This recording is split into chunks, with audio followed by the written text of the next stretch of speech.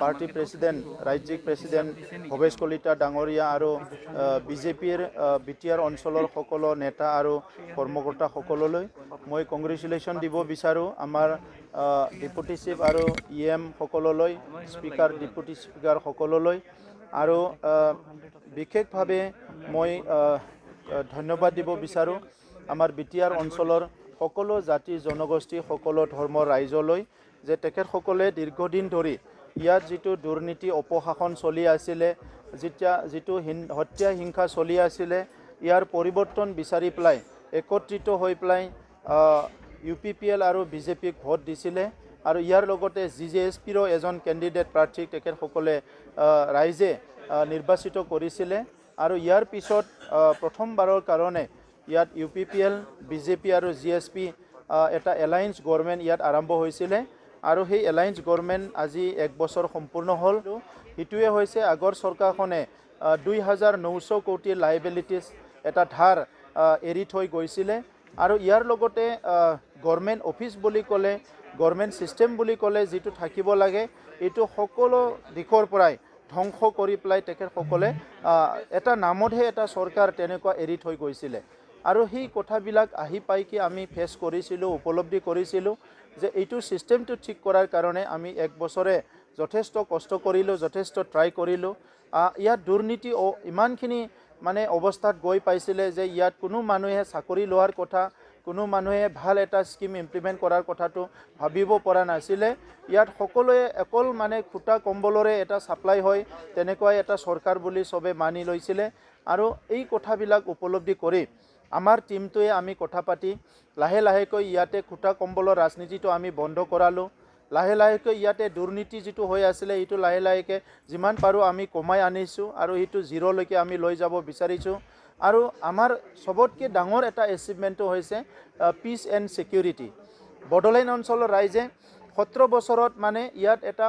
আশা এৰি দিছিলে, হোপলেছ এটা ফিল হৈছিলে যে আমাৰ বড়োলেণ্ডত আৰু কোনোদিন নিৰাপত্তা নাহিব, কোনোদিন ছিকিউৰিটি আমি নাপাম। তেনেকুৱা বিভিন্ন জাতি জনগোষ্ঠীৰ ৰাইজ, ইভেন আমাৰ বড়োসকলৰো বহু এনেকুৱা উপলব্ধি হৈছিলে। কিন্তু আমাৰ চৰকাৰ অহাৰ পিছত আমি এই ৰাইজক মানে এটা বিশ্বাস আৰু আশ্বাস দিবৰ কাৰণে সেইটো সক্ষম হৈছোঁ আৰু বিশেষভাৱে আপোনালোকে দেখিছে 2020 চনত যিটো NDPৰ লগত চুক্তি হৈ গ'ল, এপছুৰ লগত চুক্তি হৈ গ'ল, ইয়াৰ পিছত গোটেই পৰিৱেশটো সলনি হ'ল আৰু দেখিবলৈ পালে যে ইয়াত এটা বুন্দো মানে খুন গিৰিবলৈ নিদিম যে তেখেতে এই কথাটোৰ কাৰণে আজি আমাৰ ইয়াত আৰু তিনিবাৰ বড়োলেণ্ডত আহি তেখেতে আমাৰ মাজত মানে আহি পেলাই এই আশ্বাস আৰু বিশ্বাসটো ৰাখিবৰ কাৰণে, আমাক কনফিডেন্স দিবৰ কাৰণে, আমাক গাইড কৰিবৰ কাৰণে আজি তেখেতে আমাক সম্পূৰ্ণভাৱে নজৰত ৰাখিছে আৰু কাম কৰি আছে। ভাৰতৰ গৃহমন্ত্ৰী অমিত শ্বাহ ডাঙৰীয়া ইয়াত 4বাৰ আহিল আমাৰ একৰ্ড হৈ যোৱাৰ পিছত বিভিন্ন অঞ্চলত বড়োলেণ্ডৰ আৰু তেখেতে সিদিনা মানে 2 মাহ আগত যেতিয়া তামুলপুৰ মেডিকেল কলেজ ইনাগৰেট কৰিছে তাতো তেখেতে কৈছে যে ইয়াত যিমানখিনি একৰ্ড হৈছে এই একৰ্ডটো 2024ৰ আগতে সম্পূৰ্ণভাৱে ইমপ্লিমেণ্ট কৰা হ'ব আৰু ইয়াৰ লগতে যিখিনি NDPৰ কেডাৰসকল আছিলে, লিডাৰসকল আছিলে, ৰিহেবিলিটেশ্যন কৰা হ'ব আৰু আজি আমি দেখিবলৈ পালোঁ এইখিনি সময়ত প্ৰায় 4000 প্ৰাক্তন NDP সদস্যসকলক ইয়াত ৰিহেবিলিটেশ্যন দিয়া হ'ল, 275 কেছ উইথড্ৰ কৰা হ'ল আৰু আমাৰ চৰকাৰ অহাৰ পিছতে প্ৰায় 700 কিলোমিটাৰ ৰাস্তা নিৰ্মাণ কৰা হ'ল গুডউইল প্ৰজেক্টৰ দ্বাৰা। তো ইয়াৰ বাহিৰে প্ৰত্যেকটো ডিপাৰ্টমেণ্টে এতিয়া SOPDৰ টকাবিলাক কেনেকৈ আমি ইনফ্ৰাষ্ট্ৰাকচাৰ এটা ডেভেলপমেণ্টত কাম কৰিব পাৰোঁ, কেনেকৈ পাব্লিকৰ লাভ হ'ব পাৰে, তেনেকুৱা প্ৰত্যেকটো ডিপাৰ্টমেণ্টে আমাৰ চিৰিয়াছলি কাম কৰি আছে। আজি আমাৰ PNRD ডিপাৰ্টমেণ্টে MGNREGAত 1000 crore পইচা আহে আমাৰ তাত বছৰত। এই 1000 crore কেনেকৈ আমাৰ লাইভলিহুডৰ কাৰণে কেনেকৈ কাম কৰিব পাৰে, এমপ্লয়মেণ্ট জেনেৰেশ্যনৰ কাৰণে কেনেকৈ কাম কৰিব পাৰে, এই অঞ্চলৰ গ্ৰাম্য অঞ্চলৰ ৰাইজৰ বিভিন্ন প্ৰয়োজন, এগ্ৰিকালচাৰ ফিল্ডৰ প্ৰয়োজন, বিভিন্ন প্ৰয়োজন মানে ইনিচিয়েটিভবিলাক কেনেকৈ ল'ব পৰা যায় সেইটো আমাৰ PNRD ডিপাৰ্টমেণ্টে চেষ্টা কৰি আছে। আগত PNRD ডিপাৰ্টমেণ্টৰ পৰা অকল ছাপ্লাই হৈছিলে, এতিয়া PNRD ডিপাৰ্টমেণ্টৰো আজি কামবিলাক সলনি হৈছে, যথেষ্ট ৰাইজে সুখী হৈছে আৰু আমি উন্নতিৰ ফালে গৈ আছোঁ। আমাৰ ইয়াত হেল্থ ডিপাৰ্টমেণ্টৰ পৰা বহুতখিনি কাম হৈছে, কোভিডৰ সময়ে হওক বা বেলেগ সময়তে হওক, হেল্থ ডিপাৰ্টমেণ্টৰ পৰা ৰাইজক সদায় এটা সংগতি ৰাখি ইয়াত কাম চলি আছে। ছ'চিয়েল ৱেলফেয়াৰ ডিপাৰ্টমেণ্ট আমাৰ যিসকল ডিফাৰেণ্টলি এবল বিশেষভাৱে সক্ষম লোক আছে তেখেতসকলৰ লগত কাম চলি আছে আৰু শিক্ষা বিভাগত আমি এটা আমূল পৰিৱৰ্তন কৰিবলৈ চেষ্টা কৰি আছোঁ দেশৰ ভিতৰত কাম কৰা যিখন ভাল কাম হোৱা ৰাজ্যবিলাকত আমাৰ শিক্ষক আৰু বিষয়াসকলক আমি পঠাই দিছোঁ তেখেতসকলে আলোচনা কৰিছে আৰু আমাৰ শিক্ষা বিভাগত বহুতখিনি সংস্কাৰ আনাৰ কাৰণে ইতিমধ্যে কাম কাজ আৰম্ভ হৈছে ইয়াৰ লগে লগে মই আপোনালোকক ক'ব বিচাৰোঁ কি আমাৰ ইয়াত ইণ্ডাষ্ট্ৰিয়েলাইজেশ্যন কৰাৰ কাৰণে বহুতখিনি কাম ইতিমধ্যে চলি আছে যে বড়োলেণ্ডত কোনো ইণ্ডাষ্ট্ৰি নাই সেইকাৰণে আমাৰ নিবনুৱা যুৱ যুৱতী ইয়াত কাম চলি আছে ছ'চিয়েল ৱেলফেয়াৰ ডিপাৰ্টমেণ্ট আমাৰ যিসকল ডিফাৰেণ্টলি এবল বিশেষভাৱে সক্ষম লোক আছে তেখেতসকলৰ লগত কাম চলি আছে আৰু শিক্ষা বিভাগত আমি এটা আমূল পৰিৱৰ্তন কৰিবলৈ চেষ্টা কৰি আছোঁ দেশৰ ভিতৰত কাম কৰা যিখন ভাল কাম হোৱা ৰাজ্যবিলাকত আমাৰ শিক্ষক আৰু বিষয়াসকলক আমি পঠাই দিছোঁ তেখেতসকলে আলোচনা কৰিছে আৰু আমাৰ শিক্ষা বিভাগত বহুতখিনি সংস্কাৰ আনাৰ কাৰণে ইতিমধ্যে কাম কাজ আৰম্ভ হৈছে ইয়াৰ লগে লগে মই আপোনালোকক ক'ব বিচাৰোঁ কি আমাৰ ইয়াত ইণ্ডাষ্ট্ৰিয়েলাইজেশ্যন কৰাৰ কাৰণে বহুতখিনি কাম ইতিমধ্যে চলি আছে যে বড়োলেণ্ডত কোনো ইণ্ডাষ্ট্ৰি নাই সেইকাৰণে আমাৰ নিবনুৱা যুৱ যুৱতীসকলে নিজৰ ঘৰ বাৰী এৰি পেলাই গুজৰাট হাৰিয়ানা গোৱা তামিলনাডু বেংগলোৰ সেইবিলাক জাগাত চেন্নাইত যাই পেলাই কাম কৰিব লগা হয় এটা সময়লৈকে কাম কৰে কিন্তু পিছৰ সময়ত যথেষ্ট ভিক্টিম হ'ব লগা হয় সেইকাৰণে আমাৰ অঞ্চলতে কেনেকৈ কাম কৰি খাব পাৰে ইয়াৰ কাৰণে ইণ্ডাষ্ট্ৰিয়েলাইজেশ্যন কৰাৰ কাৰণে আমি কিছুমান হাতত লোৱা হৈছে আপোনালোকে গম পাইছে যে প্ৰথম কথাটো হ'ল পিচ এণ্ড ছিকিউৰিটিটো অহাৰ পিছত এতিয়া আহিছে ৰুটি কাপৰা মকান ৰুটি বুলি কোৱাৰ লগে লগে এগ্ৰিকালচাৰ এণ্ড এলাইডটো ষ্ট্ৰং হ'ব লাগিব আজি এগ্ৰিকালচাৰৰ কাৰণে আমি ষ্ট্ৰংলি কাম কৰি আছোঁ আপোনালোকৰ আজি হৰ্টিকালচাৰত আমি ক'ব বিচাৰিছোঁ ওদালগুৰিত 11জন ব্যক্তিয়ে ড্ৰেগন ফ্ৰুইট খেতি কৰি আছে কিন্তু এই বছৰ তেখেতসকলে 100 কুইণ্টেল প্ৰডাকশ্যন কৰিব ৱাটাৰমেলনৰ খেতি হৈ আছে মেইজ খেতি বাঢ়ি আছে আৰু আমি স্পাইচতো যথেষ্ট এইবাৰ গুৰুত্ব আৰোপ কৰিছোঁ গতিকে এগ্ৰিকালচাৰটো আমি আগলৈ লৈ যাব বিচাৰিছোঁ ইয়াৰ কাৰণে যথেষ্ট আঁচনি ট্ৰেইনিং প্ৰগ্ৰামবিলাক আমি আৰম্ভ কৰিছোঁ পিক মিছন লোৱা হৈছে 2200 কোটিৰ এটা ডাঙৰ পিক মিছন যাৰ দ্বাৰা 30,000 ফেমিলি লাভান্বিত হ'ব টেক্সটাইল মিছন এটা আৰম্ভ হৈ গৈছে যাৰ দ্বাৰা প্ৰায় 25,000 মহিলা ডাইৰেক্টলি ইয়াত মানে বেনিফিট হ'ব 25,000 ফেমিলি ইয়াৰ লগতে পোল্ট্ৰি মিছন লৈছোঁ আমি এই পোল্ট্ৰি মিছনতো 25,000 ফেমিলিক আমি টাৰ্গেট কৰিছোঁ গোকুল মিছন আৰম্ভ হ'ব য'ত 10,000 ফেমিলিক আমি টাৰ্গেট কৰিছোঁ গোকুল মিছনৰ দ্বাৰা ডায়েৰী ফাৰ্মৰ দ্বাৰা চ' তেনেকুৱা বহুতখিনি আঁচনি আমি হাতত লৈছোঁ যোৱাকালি আমাৰ স্কিল আৰু এণ্টাৰপ্ৰিনাৰশ্বিপ মিছন ডিক্লেয়াৰ কৰিছে আমাৰ চিট ডিপাৰ্টমেণ্টে তাতো 50,000 যুৱ যুৱতীসকলক আমি স্কিল ট্ৰেইনিং দিব বিচাৰিছোঁ তো তেনেকুৱা কিছুমান আঁচনি আমি হাতত লৈছোঁ আৰু সেই আঁচনিবিলাক অতি শীঘ্ৰে ৰূপায়ণ হ'বলৈ গৈ আছে আমাৰ অঞ্চলৰ পৰা ড্ৰাগছটো যে চিৰদিনৰ কাৰণে যাতে বন্ধ হৈ যায় বহুত ল'ৰা ছোৱালী স্কুলীয়া ল'ৰা ছোৱালী আজি ড্ৰাগছৰ মানে কিবাত পৰিছে কবলত পৰিছে ইয়াৰ কাৰণে নিৰ্মূল কৰিবৰ কাৰণে অহা বছৰটোত আমি কাম কৰিম যথেষ্ট আমাৰ হাতত আঁচনি আছে আমি বিচাৰিছোঁ বিটিআৰ অঞ্চলটোত শান্তি সম্প্ৰীতি উন্নতি আৰু সকলো জাতি জনগোষ্ঠী ইয়াতে যাতে একেলগে মিলি যাব পাৰে আমাৰ কালচাৰেল ডিপাৰ্টমেণ্টৰ পৰা আমি প্ৰত্যেকটো